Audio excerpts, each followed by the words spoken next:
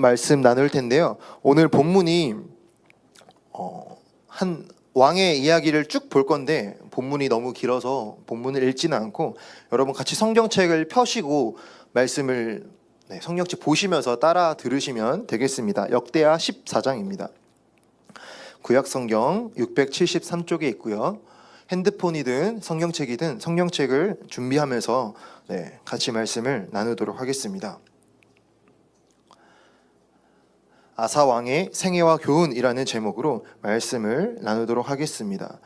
여러분 혹시 용두사미라는 말 다들 아실 겁니다. 용두사미는 용의 머리에 뱀의 꼬리라는 뜻을 가지고 있습니다. 용의 머리처럼 시작이 거대하고 웅장했는데 그 끝이 뱀의 꼬리처럼 빈약하기 그지없다라는 의미의 말입니다. 오늘 살펴볼 아사왕은 마치 그의 삶이 용두사미와도 같다라고 할 수 있어요. 우리가 계속해서 매일 성경 큐티를 하고 있는데 수요일, 목요일, 금요일 내용입니다. 큐티를 하신 분들도 있을 거고 아직 못 하신 분들도 있을 건데 잘 다시 말씀 나누고 은혜를 나눴으면 좋겠습니다. 먼저 아사왕이 누구인지 살펴보도록 하겠습니다. 아사왕은 남유다의 3대 왕입니다. 그는 41년 동안 유다를 통치했습니다. 아사는 이제 다윗의 증손자뻘 된다라고 할 수 있어요. 다윗, 솔로몬, 르호보암, 아비암, 아사로 이어지는 다윗의 후손으로 이어지는 왕이었습니다. 그는 남유다에서 최초로 국가적인 차원에서 종교 개혁을 이룬 것으로 유명한 왕입니다. 오늘 아사왕의 생애를 보면은 아사왕의 초반 통치에 대해서 굉장히 긍정적으로 설명을 하고 있어요. 역대하 14장 1절을 말씀을 보면은 아비야가 그의 조상들과 함께 누움에 다윗성에 장사되고 그의 아들 아사가 대신하여 왕이 되니 그의 시대에 그의 땅이 10년 동안 평안하니라. 아사의 시대 때에 그의 땅이 10년 동안 평안했다라고 말씀하고 있습니다. 성경에 보면은 그 한 나라가 평안하고 형통하게 굴러가는 것은 하나님께서 주신 은혜의 선물이다라는 것을 알 수 있어요. 그렇다면 왜 아사 왕은 어떻게 통치했길래 하나님께서 유다에게 평안을 주셨는가라는 것을 그 아래에 있는 2절부터 4절을 살펴보면 아사가 그의 하나님 여호와 보시기에 선과 정의를 행하여 이방 제단과 산당을 없애고 주상을 깨뜨리며 아세라 상을 찍고 유다 사람에게 명하여 그 조상들의 하나님 여호와를 찾게 하며 그의 율법과 명령을 행하게 하고, 한마디로 말하면 아사 왕은 왕으로서의 자신의 본분, 자신의 사명을 바로 알고 있었어요. 유다를 대표하는, 이스라엘을 대표하는 1인자로서 내가 이 나라를 하나님의 뜻에 합당하게 통치해야겠다, 그런 바른 마음을 가지고 유다에 있는 모든 헛된 우상의 어떤 모양들, 우상의 조각들, 그것들을 전부 다 쪼개고 없애버리게 합니다. 산당을 없앴다라고 말하고 있어요. 그리고 백성들에게 명령해서 너희는 여호와 하나님을 찾아라, 우리가 하나님 앞에 바로 서야 한다라는 것을 왕 차원에서 강력하게 선포하고 있다라는 것이고, 이 대대적인 종교 개혁으로 말미암아 하나님께서는 그 유다 땅에 평안함을 주십니다. 그래서 5절 말씀에 보면은 또 유다 모든 성읍에서 산당과 태양상을 없애매 그 나라가 그 앞에서 평안함을 누리니라 라고 말하고 있고, 그 이후에 10년 동안 평안함을 누렸다라는 설명이 있어요. 왕이 하나님의 뜻에 바로 살려고 하니까 하나님께서 그에 따른 축복인 평안과 형통을 주셨습니다. 자, 그런데 우리가 계속해서 살펴보는 개념인데 언약이라는 개념을 살펴보고 있잖아요. 이스라엘은 하나님과 언약을 맺은 언약 국가였어요. 그러니까 이스라엘이 누리는 이 나라의 평안과 형통함은 그들이 하나님의 말씀에 순종할 때에 하나님께서 그들에게 주시기로 약속하셨던 언약적 축복입니다. 이것이 신명기 말씀에 미리 나타나 있는데 신명기 5장 말씀을 제가 간단하게 읽겠습니다. 그런즉 너희 하나님 여호와께서 너희에게 명령하신 대로 너희는 삼가 행하여 좌로나 우로나 치우치지 말고 너희 하나님 여호와께서 너희에게 명령하신 모든 도를 행하라. 그리하면 너희가 살 것이요 복이 너희에게 있을 것이며 너희가 차지한 땅에서 너희의 날이 길리라. 아멘. 하나님께서는 이미 500년도 더 전에 이스라엘이라고 하는 나라가 그 가나안 땅에 정착할 시기였을 때에 모세를 통하여 또는 그의 후계자 여호수아를 통하여서 미리 말씀을 주셨어요. 너희가 이 땅에서 여호와의 말씀을 잘 순종하고 바로 여호와를 섬기면 너희의 날이 길리라 라고 주님께서는 말씀하셨습니다. 이 언약의 약속에 따라서 하나님께서는 축복을 평안함의 축복, 형통함의 축복을 허락하셨다라는 것입니다. 자, 그런데 아사 왕은 대단한 게 이 평안과 형통을 누릴 때 거기서 마음이 풀어지는 것이 아니라 한 번 더 하나님을 향하여 그 마음을 드리는 그런 내용이 등장합니다. 계속해서 14장 6절부터 8절 말씀을 간단하게 설명하면 그는 이때가 우리 유다를 더욱더 강력하게 해야 할 때다라고 하면서 성벽을 다시 이제 더 보강하고 성곽과 망대와 문과 빗장을 만들어서 그 남유다라고 하는 그 국가를 더욱더 강력하게 정비를 합니다. 그리고 군사를 다시 한번 정비하면서 약 한 58만 명이나 되는 그런 군사를 다시 정비하는 그런 아사 왕의 내용이 등장합니다. 여기서 아사 왕에 대해서 딱 두 가지 문구가 계속 반복적으로 설명이 되고 있는데 첫 번째로는 하나님 여호와를 찾았다라는 표현이에요. 그는 왕으로서 그가 나라를 이끌고 가는 것이 자신의 힘으로 할 수 없다는 것을 알고 있었기에 끊임없이 여호와 하나님을 찾으면서 하나님을 의지하면서 그의 통치를 이어갔다라는 것이죠. 또 한 가지 반복되는 어휘는 여호와께서 아사에게 또는 유다에게 평안을 주셨다라는 문구도 반복적으로 등장합니다. 자, 그러니까 우리가 여기서 알 수 있는 한 가지 사실은 하나님을 온전히 찾고 의지할 때에 하나님께서 그에게 평안함을 주신다라는 것을 알 수 있다라는 것이죠. 한 나라가 흥망성쇠하는 것, 한 나라가 하나님 앞에 바로 서는 것은 그 나라의 왕이 정치를 잘하고 군사를 잘 양육하고 통치를 잘하고 물론 그런 부분도 있겠지만 하나님께서 보시는 관점은 그런 인간적인 관점을 잘하는 것보다 하나님의 말씀 앞에 더욱더 겸손한 마음으로 하나님을 찾고 하나님을 간구하는 그렇게 할 때에 하나님께서는 은혜를 베풀어 주셨다라는 것이죠. 우리도 이와 같이 평안할 때에 하나님을 의지하고 또 하나님을 찾고 하나님의 주시는 평안과 축복을 더욱더 간구하면서 나아가는 저희가 되기를 소망합니다. 자, 그런데 한 가지 또 위기가 등장합니다. 자, 쭉 이제 보다 보면은 11절 즈음에 갑자기 그 주변에 한 구스라고 하는 그런 족속이 있었어요. 구스 족속이 100만 명이나 되는 엄청난 군사를 준비해서 유다를 침공하려고 합니다. 여러분, 아까 유다의 군사가 약 58만 명 정도로 했잖아요. 그러니까 거의 2배가 되는 인원이 그 자기 나라를 향해서 전쟁을 하겠다고 선전포고를 했습니다. 자, 그때 이제 아사 왕은 더욱더 하나님께 무릎 꿇고 하나님을 의지하면서 그 전쟁을 준비합니다. 11절 말씀 보면 아사가 역대하 14장 11절입니다. 아사가 그의 하나님 여호와께 부르짖어 이르되 여호와여, 힘이 강한 자와 약한 자 사이에는 주밖에 도와줄 이가 없사오니 우리 하나님 여호와여, 우리를 도우소서. 우리가 주를 의지하오며 주의 이름을 의탁하였고 이 많은 무리를 치러 왔나이다. 여호와여, 주는 우리 하나님이시오니 원하건대 사람이 주를 이기지 못하게 하옵소서. 아멘. 자, 이 아사 왕의 간절한 기도를 따라 하나님께서는 그 기도에 응답하셨습니다. 그래서 전쟁 가운데 물리적으로 보면은 그냥 세상적인 이치로 보면은 질 수밖에 없는 전쟁이었지만 하나님께서는 그 전쟁을 이기도록 하셨어요.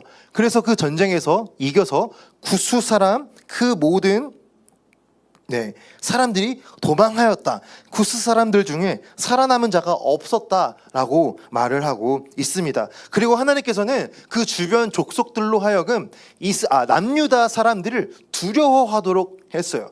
그래서 전쟁에서 이기면 전리품이 나오잖아요. 그런 전쟁에서 이기고 전리품을 다 가져가는 것을 유다 사람들을 두려워해서 아무도 그것을 방해하지 못하도록 그렇게 하셨습니다. 자, 여기까지 이제 아사 왕의 정말 탄탄대로가 계속해서 이어지고 한 번 더 아사 왕은 하나님 앞에 올바른 그런 행동을 합니다.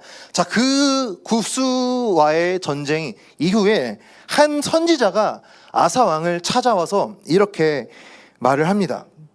이거를 같이 한번 읽으면 좋을 것 같은데 역대하 15장 2절부터 4절 말씀입니다. 역대하 15장 2절부터 4절 말씀 같이 읽도록 하겠습니다. 그가 나가서 아사를 맞아 이르되 아사와 및 유다와 베냐민의 무리들아 내 말을 들으라. 너희가 여호와와 함께하면 여호와께서 너희와 함께 하실지라. 너희가 만일 그를 찾으면 그가 너희와 만나게 되시려니와 너희가 만일 그를 찾으면 그도 너희를 버리시리라. 이스라엘에는 참 신이 없고 가르치는 제사장도 없고 율법도 얹은 지가 오래되었으나 그들이 그 환난 때에 이스라엘 하나님 여호와께로 돌아가서 찾으매 그가 그들과 만나게 되셨나니. 아멘. 네, 아사랴라고 하는 선지자가 찾아와서 아사 왕에게 이러한 말씀을 전했어요. 자, 그러자 아사의 마음이 다시 한번 불일 듯 일어나게 됩니다. 우리가 이 유다가 이 큰 전쟁을 이기고 이 땅에서 이렇게 평온과 형통함을 누리는 것은 우리가 어떻게 잘했기 때문이 아니라 우리가 하나님의 말씀에 온전히 순종했기 때문이고 하나님께서 그에 따른 축복과 은혜를 베풀어 주셨기 때문이다라는 것을 다시 한번 마음에 불일 듯 일어나게 됩니다. 그래서 아사는 그것에 따른 더욱더 큰 2차 종교개혁을 펼치게 됩니다. 이것이 15장에 있는 내용인데요. 내용을 간단하게만 설명을 하겠습니다. 아사는 제2차 종교개혁을 하면서 언약을 갱신하는 그런 언약을 갱신하게 됩니다. 그래서 다시 하나님 앞에 엄청난 규모의 제사를 드리면서 우리가 하나님 앞에 바로 설 것을 제사하며 예배하는 그런 내용을 합니다. 그리고 다시 한번 그 유다 땅에 남아있는 모든 우상의 그런 형상들, 모든 우상의 조각들, 작은 것 하나하나까지도 다 없애고 부수는 그러한 강력한 개혁을 펼치게 돼요. 자, 그런데 놀라운 것은 이렇게 남유다가 하나님 앞에 바로 서려고 자신을 정화하려고 하니까 이미 나라가 나뉘어졌잖아요. 위에는 북이스라엘이 있고 아래는 남유다가 있습니다. 북이스라엘에 있는 백성들도 우리가 남유다로 가야겠다. 여러분 간단하게 보면 북이스라엘의 역사와 남유다의 역사를 보면은 북이스라엘에 한 22명의 왕이 있는데 그 중에서 하나님 앞에 바로 살려고 하는 왕이 한 명도 없었어요. 딱 한 명만 조금 하나님 앞에 바로 이렇게 하려고 하다가 다시 돌아가는 그런 왕이 한 명 있었고, 남유다에는 그래도 하나님 앞에 바로 서려고 했던 왕이 5명 정도 있습니다. 자, 그러니까 북이스라엘은 완전히 영적인 불모지다. 완전히 영적인 그냥 정말 안 좋은 그런 곳이다라고 생각을 하시면 돼요. 그러니까 그 북이스라엘 사람들도 우리가 정말 이러면 안 되겠다. 우리가 저 유다의 예루살렘으로 가서라도 우리가 제사를 드리고 하나님을 찾아야겠다라고 하면서 그들이 예루살렘에 내려와서 제사를 드리기 시작합니다. 자, 그렇게 지역이 일어나게 됩니다. 제가 지도를 하나 준비했는데 간단하게 한번 보고 넘어가겠습니다. 네, 여기가 남유다고요. 북이스라엘입니다. 여러분 보면은 이제 북이스라엘은 10개의 지파가 있었고 남유다에는 유다와 베냐민 지파 딱 2개밖에 없었어요. 그러니까 땅으로만 보더라도 이제 북이스라엘이 훨씬 거대하고 강력한 나라였다라는 것이죠. 하지만 하나님의 관점, 믿음의 관점에서 보면은 남유다에는 하나님 앞에 바로 서려고 하는 왕이 있었고 북이스라엘에는 없었다 했잖아요. 그러니까 여기 있는 사람들이 내려온다라는 거죠. 이렇게 내려오기 시작합니다. 자, 그래서 성경에는 시므온과 므낫세와 에브라임에 있는 사람들이 예루살렘으로 와서 예배를 드렸다라고 하는 기록이 등장을 하게 됩니다. 네, 사진 내려주시고요. 자, 이렇게 아사 왕은 강력한 종교 개혁을 하고 또 그의 정말 불같은 성격을 다시 한번 이제 표출하는데 15장 12절부터 다시 보겠습니다. 12절부터 보면 또 마음을 다하고 목숨을 다하여 조상들의 하나님 여호와를 찾기로 언약하고 이스라엘 하나님 여호와를 찾지 아니하는 자는 대소남녀를 막론하고 죽이는 것이 마땅하다 하고. 여러분, 조금 무섭지 않나요? 그 왕이 정말 불같은 상남자의 완전 그런 카리스마형 왕이었는지 우리가 하나님 앞에 바로 서자라고 하는데 이 하나님을 찾지 아니하는 자는 죽이겠다라고 할 정도로 그의 하나님을 향한 어떤 열정과 뜨거운 마음, 개혁을 향한 의지는 정말 강력했다라는 것입니다. 자, 이것에 따른 이제 축복으로 말미암아 15장 15절에 또 보면 온 유다가 이 맹세를 기뻐한지라 무리가 마음을 다하여 맹세하고 뜻을 다하여 여호와를 찾았으므로 여호와께서 그들을 만나 주시고 그들의 사방에 평안을 주셨더라. 아멘. 계속 반복적인 내용이 반복되지만 등장하지만 우리가 다시 한번 강조하는 것은 하나님의 뜻에 순종하기로 결정했을 때 하나님께서는 평안함을 허락하셨다라는 것이 반복해서 등장합니다. 또 아사 왕은 어떻게 했냐면 자기의 어머니가 있었는데 어머니가 이제 아세라라고 하는 그런 잘못된 우상을 섬기고 있었어요. 자기 엄마가 아세라의 목상을 만들었는데 그것으로 말미암아 어머니까지도 그 왕비의 자리에서 폐위시켜 버립니다. 자신의 어머니까지도 폐위시킬 만큼 그의 하나님을 향한 어떤 의지, 종교 개혁을 향한 마음은 강력했다라는 것이죠. 자, 이것으로 말미암아 하나님께서는 아사 왕에게 긴 시간 동안 평안함을 주셨어요. 자, 그래서 아사 왕 제 35년까지 다시는 전쟁이 없는 평안의 시대가 지속되게 됩니다.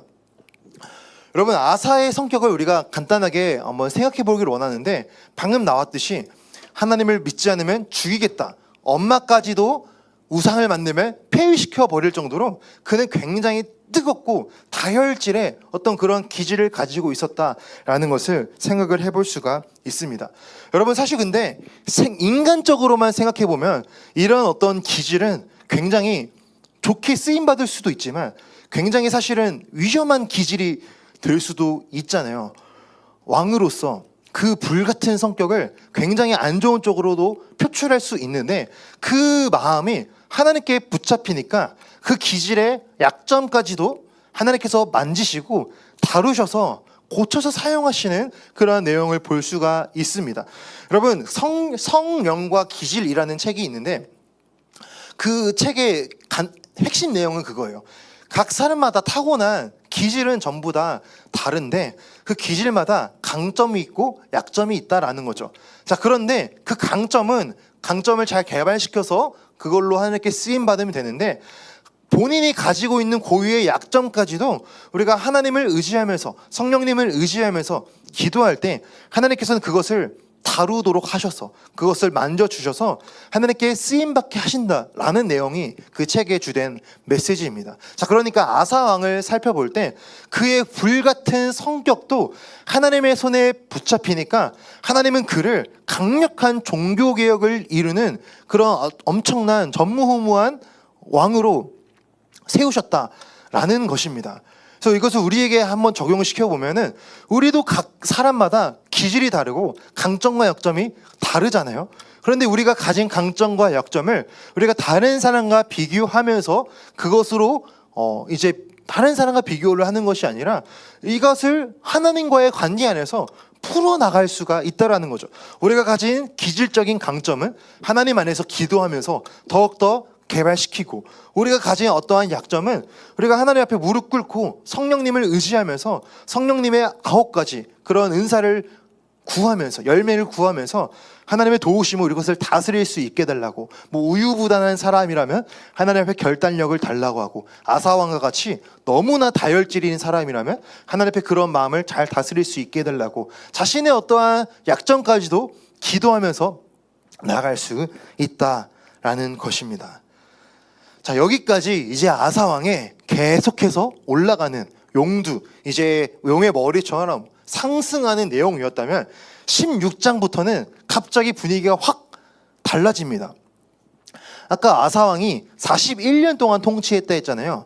35년 때까지 전쟁이 없었다 했어요. 자, 그런데 그 이후부터 아사의 마음이 변하기 시작합니다. 자, 남유다가 있고 위에는 북이스라엘이 있었는데, 북이스라엘에는 이름이 헷갈려요. 여러분 잘 들으셔야 돼요. 북이스라엘의 왕의 이름은 바아사예요. 자, 남유다는 아사고 북이스라엘은 바아사입니다. 자, 그런데 아사와 바아사가 사이가 되게 안 좋았어요. 바아사가 아까 보셨잖아요. 북이스라엘 10개 족속이었, 10개 그 지파이니까 군사적으로나 어떤 물리적인 것만 보면 훨씬 강할 수밖에 없다라는 거죠. 그래서 그 바아사가 계속해서 이 아사를 공격하면서 이제 치려고 괴롭히는, 자, 그런 내용이 등장합니다. 자, 그래서 성경에 보면은 일생 동안 전쟁을 해왔다라고 역대하에 기록이 되어 있습니다. 자, 그리고 아까 말씀드렸듯이 아사가 남유다에서 온전히 종교 개혁을 하고 하나님 앞에 바로 서려고 하니까 북이스라엘 사람들이 내려와서 예배를 드리러 내려왔다 했잖아요. 그것에 대해서 바아사가 굉장히 많은 불만을 가지고 있었어요. 아니, 우리나라에도 여전히 제사를 드릴 수 있는 그런 산당이 있는데 왜 우리 이스라엘 백성들은 저 남유다까지 내려가서 예배를 드리러 가는 거지? 그것에 대해서 굉장한 두려움이 있었어요.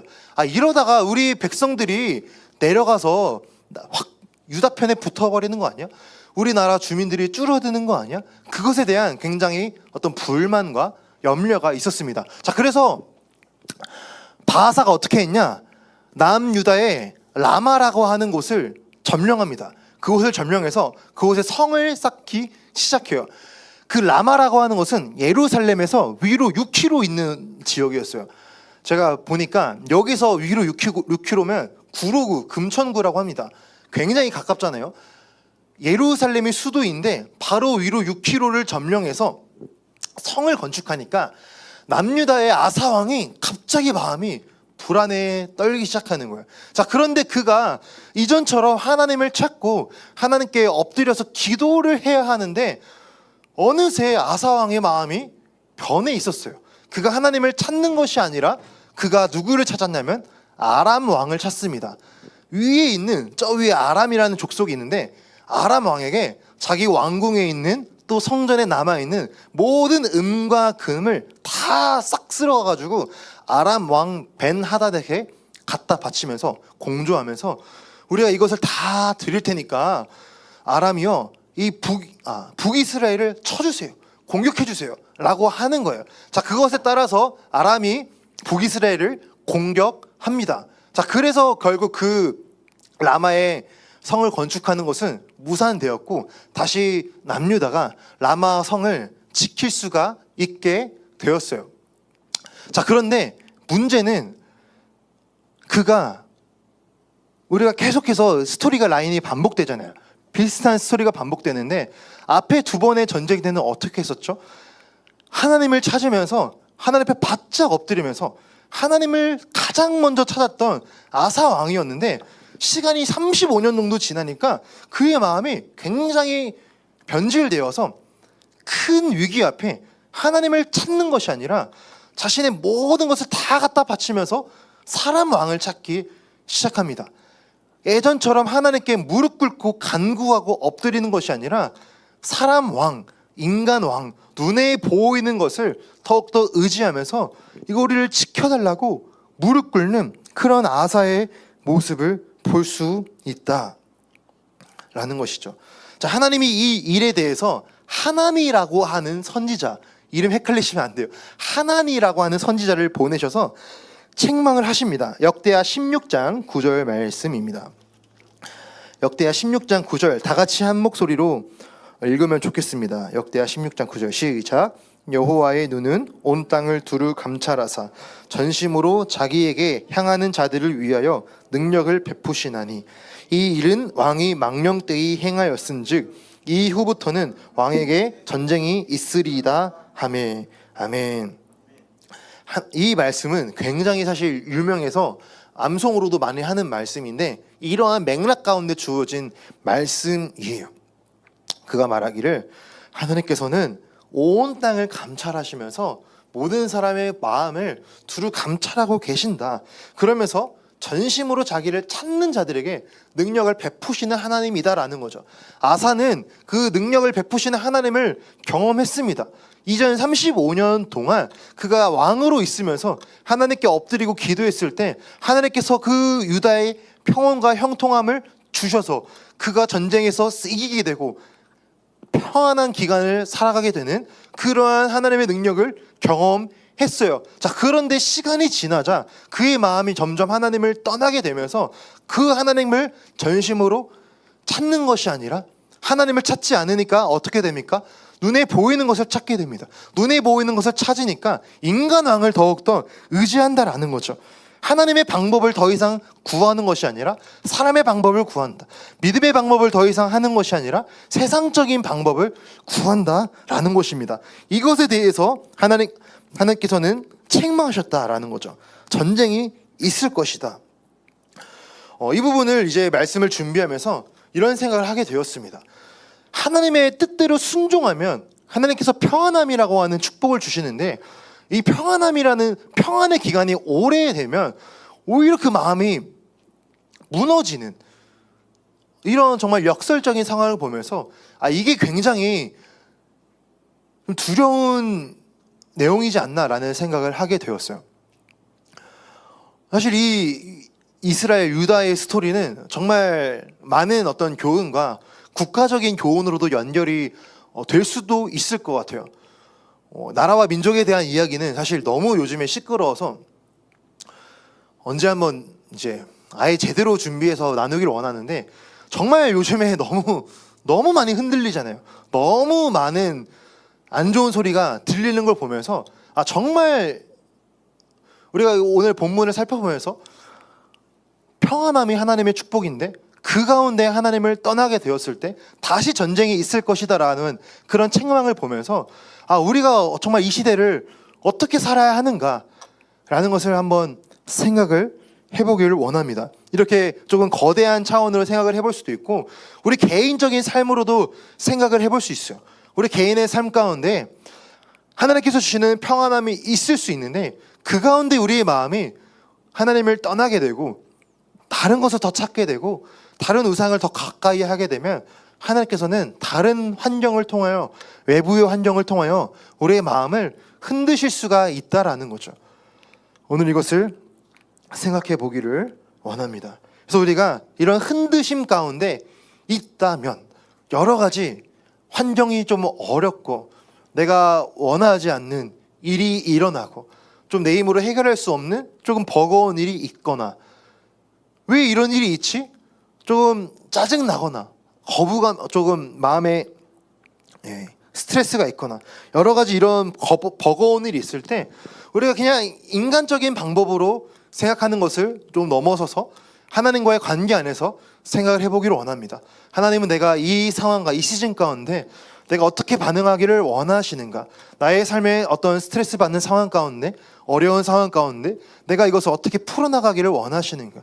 내가 이것을 정말 하나님을 의지하면서 풀어나가고 있는가? 아니면 내가 그냥 눈에 보이는 방법을 의지하면서 이것을 헤쳐나가고 있는가? 이것을 한번 돌아보기를 원합니다. 다시 성경으로 돌아가서 하나니라는 선지자가 아사 왕을 책망했어요. 자, 그런데 아사 왕이 그 반응이 정말 완전 더 심각합니다. 아사가 그 책망을 듣고 회개하고 돌이키는 것이 아니라 분내어서 그 선지자를 감옥에 가두어 버립니다. 그리고 자기에 대해서 안 좋은 말을 하는 백성들을 학대했다라고 말하고 있어요. 선지자를 보내서 왕을 책망하는 건 어떻게 보면 하나님의 최후의 경고라 할 수 있잖아요. 하나님께서 직접적인 말씀을 들려주신 거예요. 하나님께서 우리 삶 가운데 감동으로, 마음의 감동으로 많이 말씀을 하시잖아요. 그렇죠? 성경을 읽다 보면, 기도를 하다 보면, 또는 일상의 삶을 살다 보면 마음의 감동으로 하나님께서 우리 마음 가운데, 우리의 삶 가운데 어떠한 하나님의 뜻을 알려주실 때가 있는데, 그것으로도 해결이 안 되니까 하나님께서 직접 선지자를 보내서 그냥 직언을 한 거예요. 직언. 너 그렇게 하면 안 된다. 회개해라. 직언을 한 건데, 직언을 듣고까지도, 마지막 경고를 듣고도 돌이키지 못합니다. 그만큼 하나님께서 그의 마음이 많이 무너져 있었던 상황이다라는 거죠. 아무리 옳은 말을 들어도, 바른 말을 들어도 그것을 바른 말로, 옳은 말로 듣고 자신을 돌아볼 수 있는 그러한 깨어있는 마음이 있어야 될 줄로 믿습니다. 할렐루야. 아멘. 우리에게도 이러한 마음이 있어야 돼요. 최후의 경고를 듣고도 깨어지지 못한 아사 왕에게 어떤 일이 있었냐? 결국 노년에 역대하 16장 12절에 아사가 왕이 된 지 제39년에 그의 발이 병들어 매우 위독했으나 병이 있을 때에 그가 여호와께 구하지 아니하고 의원들에게 구하였더라. 아멘.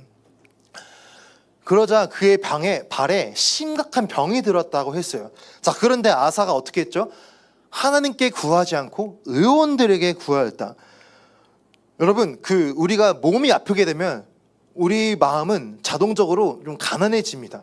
조금 기고만장하고 내 마음이 항상 자신감으로 차 있고 항상 어떤 교만한 상태에 있다 할지라도 내 몸이 아프거나 내 어떤 질병이 있을 때 마음이 확 가난해지면서 확 낮아지면서 하나님을 더 의지하게 되는 그런 게 보통 사람의 어떤 심리잖아요. 자, 그런데 아사가 어느 정도까지 교만해졌냐면 그 병들었을 때조차도 하나님을 찾지 않고 의원을 찾았다 되어 있어요. 자, 의원, 여기서 말하는 의원은 오늘날에 생각하는 의학적인 것과는 조금은 달라요. 자, 생각해 보십시오. 3,000년 전 약 의료기술이 어땠을까요? 굉장히 사실은 오늘날의 의학 기술과 지식에 한참 못 미치는 그런 시대였다라는 거죠. 그러니까 이 당시의 의료라고 하는 것은 굉장히 주술적이고 종교적이고 미신적이었어요. 어떤 알지 못하는 그런 주술적인 것을 행하면서 알지 못하는 신이 어떤 이 병을 낫게 해주겠지, 좀 그런 정도 수준의 어떠한 의학이었다라는 거죠. 자세하게는 설명이 없으니까. 자, 아무튼 아사는 그 경고, 자기 발이 병들었을 때조차도 하나님께 엎드려서 회개하는 것이 아니라 세상의 방법을 의지하면서 그것으로 자신의 문제를 해결하려 했습니다. 결국 그는 치료받지 못하고 죽게 됩니다. 자, 그것에 대해서 역대기 기자가 이렇게 평가하고 있습니다. 그가 여호와께 구하지 아니하고 의원들에게 구하였다라고 평가하고 있습니다. 오늘 우리가 이제 아사 왕의 스토리를 약 3장에 해당하는 스토리를 제가 빠르고 간략하게 말씀을 나누었는데, 오늘 서두에 나눈 것 같이 정말 용두사미와 같은 삶이었어요. 그의 첫 어떤 스타트는 정말 왕으로서 하나님을 바로 서려고 하는 그런 간절한 마음으로 시작해서 정말 전무후무한 2번의 종교개혁을 이루고 엄청난 전쟁에서 승리하는 그런 놀라운 이적을 경험했지만, 그가 평안한 가운데 오랜 기간 있을 때에 그 마음이 꾸준히 지속적으로 하나님을 찾고 하나님을 간구했어야 했지만 그렇게 하지 못하고 무너졌을 때 그 마음이 어디까지 타락할 수 있는지 오늘 우리가 아사 왕의 스토리를 보면서 살펴보았습니다. 오늘 우리의 삶을 다시 한번 돌아보기를 원합니다. 우리의 삶 가운데 사실 이런 스펙타클한 어떤 인생의 높낮이는 없다 할지라도 정말 우리 삶 가운데 내가 무엇을 더 찾고 의지하고 있는지 이 부분을 점검해 보았으면 좋겠어요. 아사가 왕으로서 하나님을 찾고 하나님을 의지했을 때 그는 최고의 평안을 이끄는 왕이었지만, 그가 하나님을 버리고 하나님을 떠났을 때 그 이스라엘은 다시 전쟁이 일어나고 그도 병들어 죽게 되는 비참한 결과를 맞이하게 되었다라는 거죠. 여러분, 우리의 삶 가운데서도 우리가 하나님보다도 하나님을 생각하기보다 하나님을 찾기보다 우리가 더 우선적으로 찾고 더 우선적으로 의지하는 것이 무엇인지를 생각을 해보기를 원합니다. 저도 말씀을 준비하면서 제가 저를 돌아보았을 때 저도 가장 많이 유혹을 받는 것이 돈이지 않나 생각을 합니다. 다 어느 정도 공감을 하시겠지만 정말 이 세상이 그냥 단면적으로만 보면은 돈만 있으면 사실 너무나 살기 좋은 세상이잖아요. 즐길 거리 너무나 많고 맛있는 거 먹을 수 있고 평생을 행복하게 재미있게 고생 안 하면서 살 수 있습니다. 그래서 돈이라고 하는 것이 정말 이 시대에 제2의 하나님이 된 것 같습니다. 하나님을 대신하는, 하나님을 대체하는 그런 신이 된 것 같은 시대를 살아가고 있어요. 그래서 그 돈 때문에 정말 말도 안 되는 범죄도 많이 일어나고 말도 안 되는 사기도 많이 일어나고 말도 안 되는 끔찍한 일이 많이 일어나잖아요.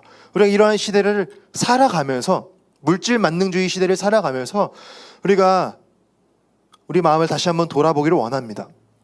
내가 다른 것에 영향을 받고 있지는 않은지, 내가 하나님보다 다른 것을 더 많이 찾고 의지하고 있지는 않은지, 우리 마음 가운데 우상을 제거할 수 있게 해달라고, 하나님보다 더 좋아하는 나의 어떠한 우상이 있다면 하나님 이 시간 찬양하고 기도할 때에 그러한 모든 것을 내려놓을 수 있게 해달라고, 네, 찬양 준비해 주세요. 우리가 기도하면서 나아갔으면 좋겠습니다.